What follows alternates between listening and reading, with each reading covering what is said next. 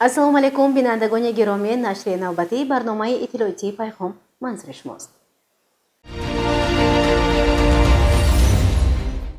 дар ҷаласаи ҳафтавори назорати назди раиси шаҳри Панҷакент масъалаҳои муҳими рӯз баррасӣ ва баҳри бартарафсозии онҳо масъулин вазифадор гардиданд. таҳти роҳбарии раиси шаҳри Панҷакент Абдухолиқ Холиқзода ҷаласаи ҳафтавори назоратии назди раиси шаҳри Панҷакент баргузор гардид, ки дар он масъалаҳои мубрими рӯз таҳлилу баррасӣ гардид. мудири шӯъбаи рушди иҷтимоӣ ва робита бо ҷомеаи дастгоҳи раиси шаҳр Шириншоҳ Нуруллоев аз фаъолияти коргоҳҳои хурду калони Табу нашри Панҷакент маълумот дод.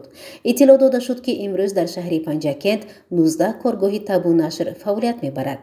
таҳлилҳо нишон дод, ки 60 то 70% маводҳо бо хатогиву камбудиҳо нашр мешаванд ва ба ин касе аҳамият намедиҳад. инчунин дар саҳифаҳои шабакаҳои иҷтимоӣ бештари маводҳо плагиат, яъне дуздӣ шуда ҳамчун маводи шахсӣ муаррифӣ гардидааст. таклиф гардид, ки ҳар як масъули саҳифаҳои иҷтимоӣ бояд худ бо назари шахсӣ аз ҷиҳати таълимӣ, тарғиботиву ташвиқотӣ рӯи коғаз оварда шавад. ҳамчунин барои минбаъд идома наёфтани чунин ҳолатҳо масъулин тадбирҳо андешанд. давоми 7 моҳи соли равон аз тарафи аъзоёни комиссияи забони давлатии мақомоти иҷроияи маҳаллии ҳокимияти давлатии шаҳри Панҷакент ба 56 нафар ҷиҳати ислоҳ намудани хатогиҳо огоҳинома пешниҳод карда шуд. бояд гуфт, ки айни замон дар миқёси шаҳри босонии Панҷакент рӯзномаҳои Зарафшон, Чашмаи Меҳр, Мароми халқ, Симо ва Ҳамсадо чоп мешаванд. солҳои 2023-2024 аз тарафи устодони донишкадаи омӯзгории Тоҷикистон дар шаҳри Панҷакент 12 адад китобҳои гуногун нашр гардидааст. дар назар аст, ки рӯзномаи нав бахшида ба ҳаёт ва осори сардафтари адабиёти классики тоҷику форс Абу Абдуллоҳ Рӯдакӣ ва дигар шоирон рӯи чоп ояд. раиси шаҳри Панҷакент Абдухолиқ Холиқзода аз масъулин вобаста ба нақшаи андоз, таҳияи барномаи рушди иҷтимоиву иқтисодии шаҳри Панҷакент, даъвати тирамоҳии ҷавонон ба сафи артиши миллӣ, давраи тирамоҳу зимистонгузаронии солҳои 2025-2026, мунфаршкунии роҳҳо, истифодаи сарфакоронаи нерӯи барқ ва ҷамъоварии маблағи он, тоза кардани каналҳо, таҳияи нақша чорабиниҳо бахшида ба рӯзи забони давлатӣ, рӯзи омӯзгор пурсон шуда масъулинро ҷиҳати иҷрои вазифагузориҳо дастур дод. гузориши Муъинса Атамуллоева, Талабшод Тошев.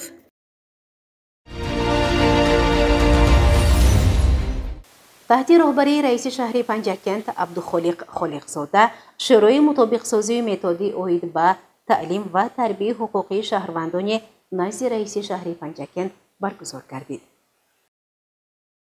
дар толори мақомоти иҷроияи маҳаллии ҳокимияти давлатии шаҳри Панҷакент таҳти роҳбарии раиси шаҳри Панҷакент Абдухолиқ Холиқзода ҷаласаи навбатии шӯрои мутобиқсозию методӣ оид ба таълим ва тарбияи ҳуқуқии шаҳрвандони назди раиси шаҳр баргузор гардид.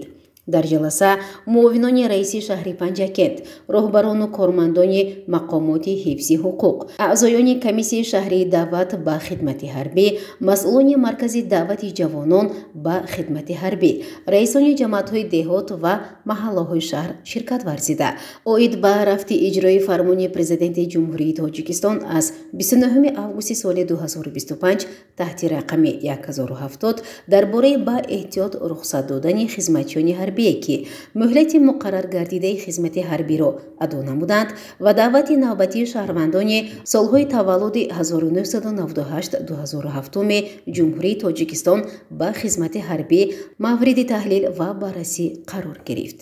доир ба масъалаи мазкур масъулон ва раисони маҳаллаҳову ҷамъиятҳои деҳот пурсон шуда барои саривақтии иҷрои нақша вазифадор шуданд. ҳамчунин масъулон вазифадор гардиданд, ки байни ҷомеа корҳои тарғиботиву ташвиқотиро ҷондок намуда бо ҷавонон ва волидайни онҳо пешгирии амалҳои коррупсионӣ аз ҷумла пешниҳод намудани маблағ ё худпора барои нарафтани фарзанд ва ё қалбакӣ омода намудани ҳуҷҷатҳои махсуси ҷавонон ба сафи артиш, шарту шароити қисмҳои низомӣ ва монанди инҳо суҳбатҳои озод доир намоянд. раиси шаҳри Панҷакент Абдухолиқ Холиқзода аз масъулин даъват намуд то насли навро ва иззату эҳтиром кардан ба манфиатҳои миллӣ, арҷ гузоштан ба муқаддасоти миллӣ ва ватандӯстиву меҳанпарастӣ, худшиносиву худогоҳӣ, дӯст доштани ватан, пайравони асили пешвои муаззами миллат будан ҳидоят намуда, дар ободиву бунёдкорӣ ва рушди тараққии кишвари маҳбубамон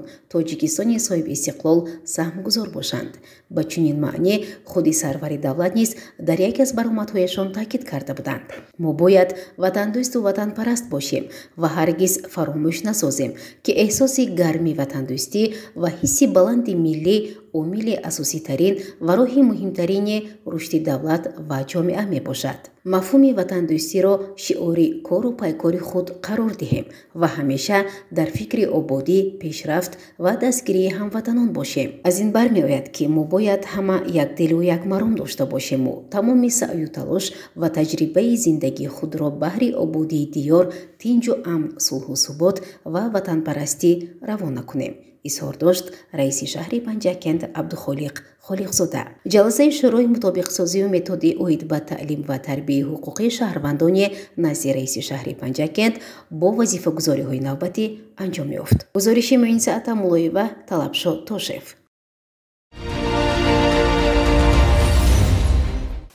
идомаи барнома. дар доираи сафари кории худ раиси шаҳри Панҷакент Абдухолиқ Холиқзода аз рафти корҳои сохтмонии иншоотҳои иҷтимоии шаҳр дидан намуд. мутаваҷҷеҳ бошед ба гузориши дигари барнома.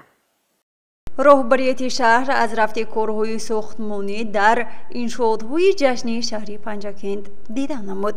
маврид ба ёдоварист, ки дар шаҳри Панҷакент дар доираи нақшаи омодагиҳо ба ҷашни 35-солагии истиқлолияти давлатии ҷумҳурии Тоҷикистон бунёди 984 иншооти таъиноти истеҳсолӣ ва иҷтимоӣ пешбинӣ шуда, то имрӯз 809 тои он мавриди истифода қарор дода, сохтмони дигар иншоотҳои гуногун идома дорад.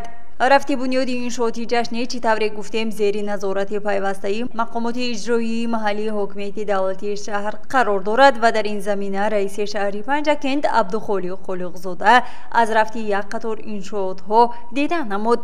аз ҷумла зимни боздид аз рафти сохтмони маҷмӯаи боғи фарҳангию истироҳатӣ Абулқосим Фирдавсӣ ба пудратчи ширкати сохтмон Сӯсӣ ҷиҳати тибқи лоиҳа ва дар муҳлати муқарраршуда ба анҷом расонидани он дастур дода шуд. ҳамчунин дар ҷараёни боздид аз рафти бунёди бинои нави беморхонаи кӯдакон ва рафти сохтмон ва таъмиру таҷдиди осоишгоҳи шифо, бунёди маркази оши Палав дар ҳудуди он, сохтмони бинои маъмурии маркази минтақавӣ ба ҳисобгирии инфиродии раёсати агентии суғуртаи иҷтимоӣ ва нафақат дар шаҳри Панҷакент, ки бо маблағгузории агентии суғуртаи иҷтимоӣ ва нафақаи назди ҳукумати ҷумҳурии Тоҷикистон сохта мешавад, дидан намуда барои тезонидани бунёди онҳо ба масъулин дастур дода шуд. гузориши Мартаба Раҳмонова ва Шоҳусайн Солеҳов.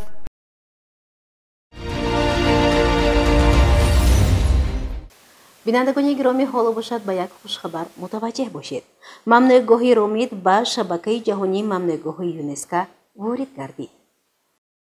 дар ҷаласаи 37-уми шӯрои байналмилалии ҳамоҳангсозии барномаи инсон ва биосфера, ки дар шаҳри Ханчжоу, Чин баргузор гардид, мамнӯъгоҳи биосферии Ромид ба шабакаи ҷаҳонии мамнӯъгоҳҳои ЮНЕСКО шомил гардид.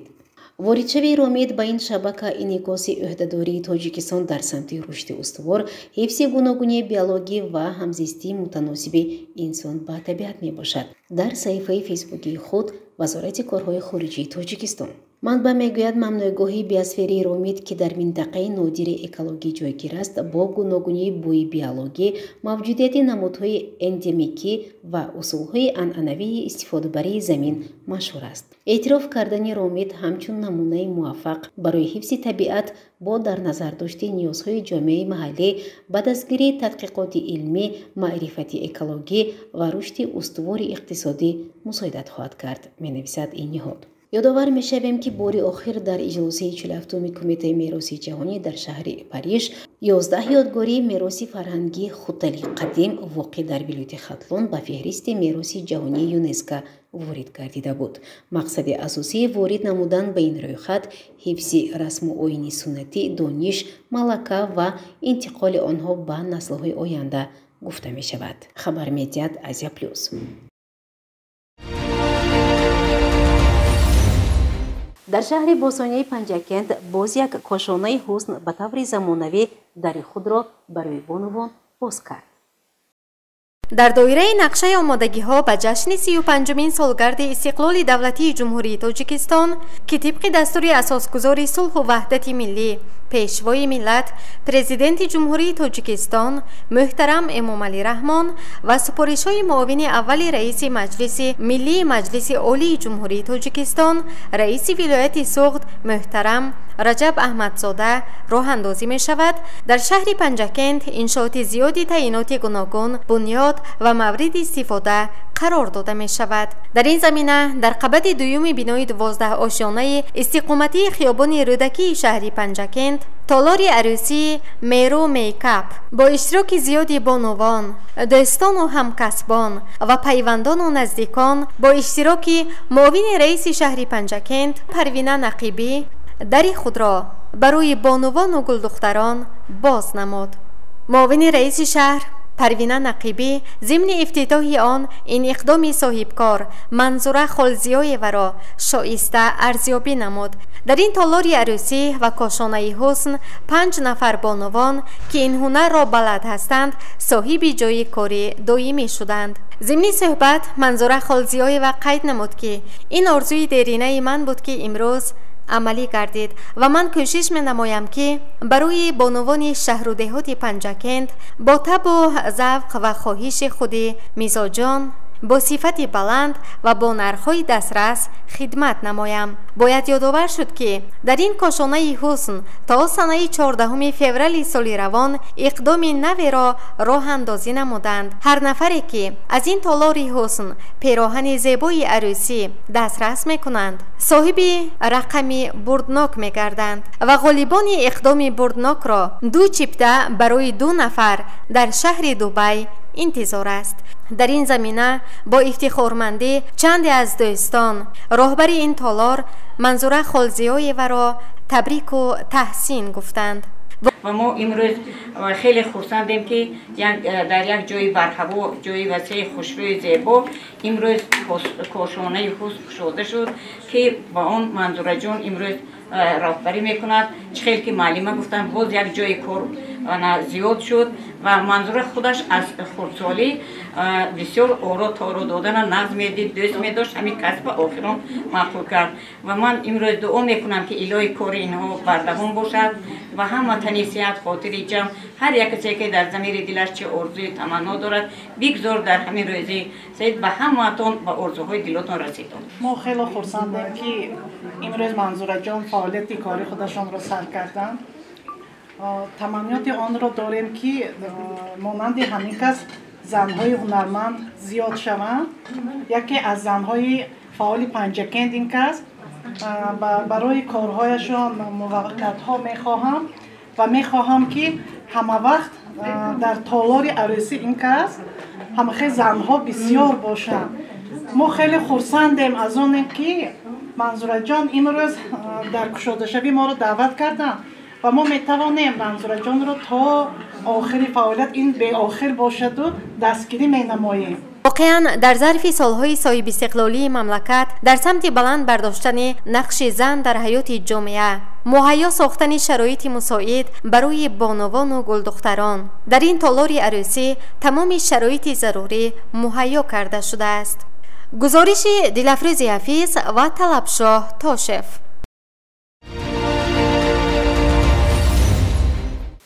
پول اسهمه در استرین جهان مورد استفاده قرار گرفت. متوجه باشید با ادامه این موضوع.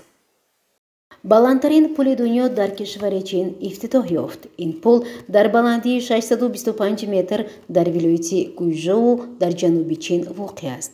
Он 2890 метр дарозӣ дошта, дар дараи Хуаҷянг дар фазои дарёи Бейпан бунёд гардидааст. Бояд гуфт ки рафту омади худравҳо бо ин пул аз санаи 28 сентябри соли равон оғоз ёфтааст. Ёдовар мешавем ки сохтмони пули мазкур ҳанӯз соли 2022 оғоз ёфта буд ва имрӯз он яке аз баландтарин пули дунё ба ҳисоб меравад. мусобиқаи бозии Шоҳмод ҷамбаст ва ғолибон бо тӯҳфаҳои хотиравӣ қадрдонӣ гардиданд. мутаваҷҷеҳ бошед ба гузориши дигари барнома. таи солҳои охир таваҷҷӯҳи ҳукумати ҷумҳурии Тоҷикистон барои дар сатҳи баланд ба роҳ мондани мусобиқаҳои варзишӣ ниҳоят назаррас аст. дар ин самт варзишгарони шаҳри Панҷакен низ ҳамарӯза аз рӯи бозиҳои гуногун мусобиқаҳо ташкил намуда худро ба бозиҳои вилоятиву ҷумҳуриявӣ омода месозанд. дар муассисаи таҳсилоти миёнии умумии рақами 71 ки дар ин ҷода варзишгаронро дастгирӣ менамояд, бо ташаббуси раиси федератсияи шоҳмоди шаҳри Панҷакен Неъматҷон Комилов бо иштироки сокинони шаҳри деҳот новобаста аз синну сол бозии шоҳмод баргузор гардид. президенти ҷумҳурии Тоҷикистон дар баромадашон қайд мекунанд ки варзиш ин саломатӣ мебошад. бинобар ҳамин мо ҷавонона ҳозир дар роҳи ватандӯстӣ ватанпарастӣ варзиш тарбия карда намудак бод, чунки ҷавонон ояндаи Тоҷикистони азизи мо. пас аз санҷиши дурӯза мусобиқаро раиси федератсияи шоҳмоди шаҳри Панҷакен Неъматҷон Комилов ҷамъбаст намуда қайд кард ки бозингарон дар рафти мусобиқа маҳорати баланд нишон доданд. сипас бо тӯҳфаҳои пулӣ ва сипосномаҳо ғолибонро қадрдонӣ намуд. гузориши Ғайбулло Муҳаммадиёв, Талабшод Тошев.